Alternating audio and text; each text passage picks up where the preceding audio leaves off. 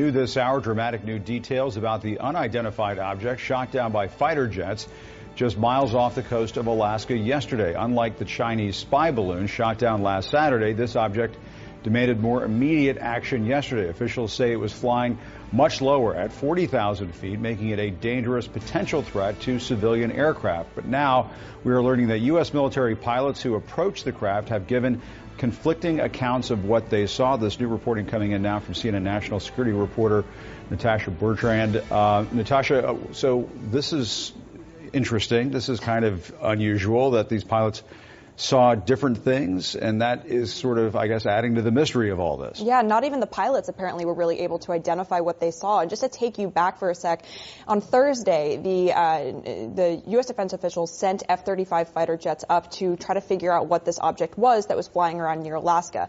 Those pilots, we have learned, have given very conflicting accounts of what they actually experienced, with some pilots saying that the object interfered with the plane's sensors, other pilots saying that they didn't really experience that, other pilots saying that when they looked at the object, they could identify no identifiable propulsion system, and they did not know how it was actually staying in the air, cruising at that altitude of about 40,000 feet. So this has all added to the Pentagon's wariness of describing in more detail what this object actually is until they can get more information through the debris that they are recovering right now. And what do we know about the efforts to recover the wreckage of this second object? It looks like NORAD just put out an email a short time ago, and it sounds like they're trying to recover it. They did, and what we were told yesterday is that the object was shot down over frozen water, so it landed on the ice, essentially. We don't know what kind of condition it's in, whether it is intact, for example, but recovery efforts have been launched, and according to the Defense Department, they have been able to recover a significant amount of debris. Now, notably, they still don't know what this object is, where it came from, or even what direction it was headed in, or what direction it came from. It is just all very murky at this point, but they do say that the FBI is going to be taking the lead on analyzing the debris. If that sounds familiar, it's because just last week we saw that another Chinese spy balloon, I should say a Chinese spy balloon because we don't know what this one actually is, right, was shot down, also being analyzed by the FBI. But right now there are just so many more questions than answers, Jim. Yeah, and as the hours go on, it gets more and more mysterious. All right, Natasha Bertrand, thank you very much. Let's bring in former CIA operative Bob Baer. Bob, I mean, this is starting to sound like something out of the X-Files. I don't want to get carried away here, but what do you make of these different assessments coming in from the pilots of what they saw? Well, Jim, the speed of those airplanes, F-35s, it's no wonder they all saw different things. And as far as intercepting communications to that vehicle, it's very difficult. I don't want to get too technical, but it could be, frequency hopping, the propulsion. There's so many questions out there that you're absolutely right, not until they actually go through the debris and see what it's made of and what it looks like in the communications. Obviously, there was some sort of propulsion system that was driving that vehicle. And don't forget, NORAD with Doppler radar is probably going back and looking at where it came from and see if they can track it back to, I don't know, China, Russia, wherever. But it's a great mystery. I'm absolutely fascinated by this.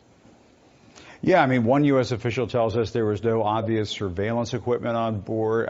Some of this is the initial information, initial reporting that comes in, and I suppose things change as they assess what they have on the ground or on the ice there. What does that tell you if that ends up being the case? Well, there's a couple of things that I take away from this. And if it's a foreign-made object and it was sent from a place like China or Russia, it's some sort of provocation against us. I can't imagine a vehicle like this would give the Chinese or the Russians a real intelligence advantage of collecting photographs or signals or things like that. But I think what bothers NORAD and the White House is these probes. We now know there was, a total of 5 balloons, Chinese balloons that have come over the United States. Why are the Chinese doing this? Who's ordering it?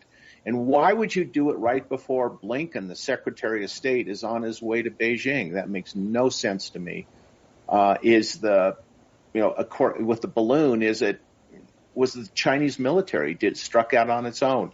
So all of these questions, analysts at the CIA and the White House are looking through this and trying to piece this together. Remember, these balloons are flying over 40 places across the world, these Chinese balloons, and there are a lot of aerial vehicles I've been involved in before we've never been able to identify from radar. One we saw, I remember I was involved in, was going Mach 6, which made no sense at all to anybody. And eventually it was just shelved and we couldn't figure it out. Wow. And I guess, the question that you're leading me to with the comments on China is that we have one of two situations, I suppose. One is they're just trying to provoke the U.S. to see what the response might be. The other would be that Xi and the military might not be on the same page, that the folks who want to try to conduct diplomacy with the United States are not on the same page as the military. Could that be it? Exactly. The People's Liberation Army is very difficult to understand, and would they act in non-accordance with Xi? We don't know. I mean, is China close to some sort of military takeover with all these COVID protocols that close down the economy? These are very hard questions to answer. And for American intelligence, getting inside these circles is nearly impossible. It's always been impossible. But it's certainly something the analysts are picking through. Right? U.S. fighter jets being scrambled and shooting down 3 mysterious flying objects in just the last 3 days alone. The White House and Pentagon are now facing growing pressure to answer just basic but burning questions. What are these objects? Who sent them? They were all different shapes and sizes, according to officials. They were flying at different altitudes. We're told that the latest object was shaped like an octagon and shot down over Michigan near Lake Huron. It was only flying 20,000 feet up, much lower than the objects that were shot down over Alaska and Canada on Friday and Saturday, respectively. It was at a lower than the cruising altitude of a commercial airliner. The suspected Chinese spy balloon that flew across the U.S. was 60,000 feet in the air. For comparison, it's a lot higher than the other objects we've been seeing in recent days. But lawmakers from both sides of the aisle are demanding more details from the White House, including the Republican chair of the House Intelligence Committee, Mike Turner. I prefer them to be trigger happy than to be permissive. But we're going to have to see whether or not this is just the administration trying to change headlines. What we're seeing here is a number of announcements by the administration without any real information being given to Congress. This could be because they don't have any information. Our national security correspondent, Kylie Atwood, is at the State Department. And Kylie, I think that's a good question. What do they know? Do they know something that they're holding back, or is it they're not saying a lot publicly because they don't really know a lot? Caitlin, it's pretty clear that they just don't know a lot right now. We spoke with some Pentagon officials on the phone last night, and they put it pretty blatantly when they said, one of them, that they believe that this is the first time that U.S. Northern Command has used kinetic action, the military, to take down an airborne object in U.S. airspace. So this is pretty unprecedented. They are still trying to figure out a lot of the questions that lawmakers have answers to. Now, over the weekend, President Biden spoke with Prime Minister Justin Trudeau of Canada, and they spoke after that object was downed over Canada. They both authorized the downing of that object. What they focused on was the need for recovery to better understand the origin and the purpose of that object. But as you noted just out of the front there were 3 objects that were downed over the course of 3 days. On Friday, there was an object downed over U.S. coastal waters around Alaska, then the one over Canada on Saturday. On Sunday, another object downed by U.S. fighter jets over Lake Huron. Now, there is no clear connection to any of these, and that Chinese spy balloon that was down off the coast of South Carolina just last weekend. But the recovery efforts here are what U.S. officials are really looking at to try and learn more about where these objects came from, what they were doing in U.S. airspace. And we heard last night from the commander of Northern Command, however, that recovery efforts for that object that was down over the coastal waters around Alaska hasn't even begun because the teams are still working to locate that object. Yeah, we'll see what happens when they do finally locate it. Kylie Atwood, thank you.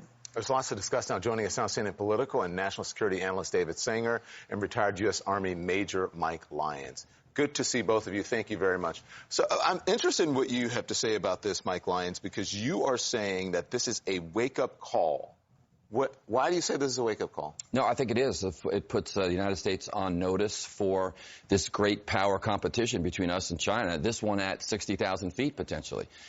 This is high-altitude airspace that in the past that the Chinese have encroached on before, in other nations as well, and we've just kind of ignored it. And now we're going to have to put the resources towards looking over the horizon, especially in areas in the north, in Alaska, so to speak, if we're going to protect our country in a post-9/11 world. I'm just still shocked that we don't have control of this airspace from 60,000 to 40,000, especially in that FAA space, with regard to what we know is going in there.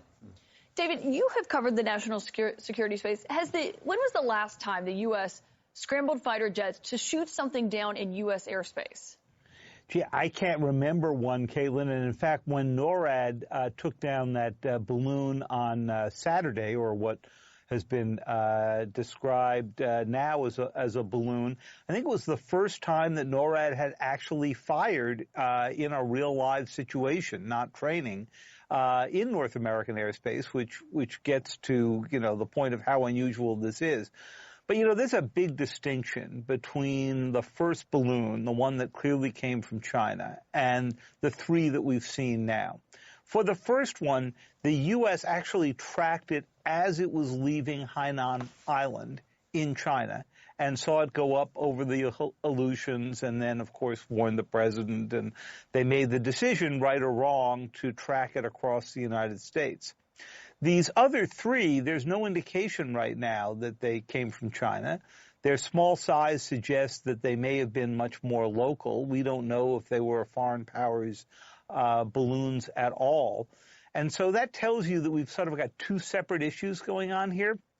The first is how well we actually track these as they come into U.S. airspace and understand what the sensitivity of our sensors are. Clearly, that sensitivity has been turned up in recent times, the way you might turn up a magnetic reader in an airport. And then the second is, what are the conditions under which you shoot them down? And it's not clear right now that these latest balloons posed a major threat other than to commercial air traffic. Well, it's interesting. We had a major general on from NORAD who said, look, these have been happening for a while now. That maybe it always happened, but they've just tweaked the system that is able to track them. My question is, though, obviously the fascination is because it's balloons, right? And it's flying in spaces with commercial aircraft. That is very dangerous. But China has said that the U.S. has illegally flown high-altitude balloons into China's sovereign airspace without Beijing's consent for more than 10 times in 2022. We spy on China, they spy on us. So what gives? What's new here? Mike Lyons? Well, I think first and foremost, we likely do that. We likely put these balloons up there. We're always looking for an advantage when it comes to communications. What the balloons provide the military is kind of the skipping off this. Instead of a satellite from the Earth's atmosphere, you get better communications if you can do this. So there's no question that it doesn't surprise me at all that we've been doing that. It's looking to get an advantage on our side. Whether they're spy balloons really remains to be seen, because we have the kind of technology that could read literally somebody's name tag and a foxhole down from space if we had to do that. So again, it's important that we're in high altitude. It's important that we're in that space, and we're going to use it to our advantage. But what does it say to you that they called the first one a balloon, as David said there? They're not referring to these as balloons. They're referring to them as objects. So what are they doing? Are they emanating pulsing signals? Are they relaying communication signals? What exactly is the point? We don't really know what they are yet. I'm sure the first balloon, for example, part of the reason why they allowed to track it, because they really wanted to get inside of it. It was likely inoculated. It didn't harm the United States. It didn't do anything. And they used, made a science experiment out of it, basically, which is why they convinced the administration to track it for all that spice. It seems that it is, David Singer, more transparency rather than more incidents, right? It's like the incidents you see of, on cell phones. There are more cell phones now, so people are able to track them more, to see it more. So should we be more concerned about these developments, or is this good that we're at least getting more transparency now? Well, Don, you're absolutely right. It's one of the cardinal rules of intelligence is that if you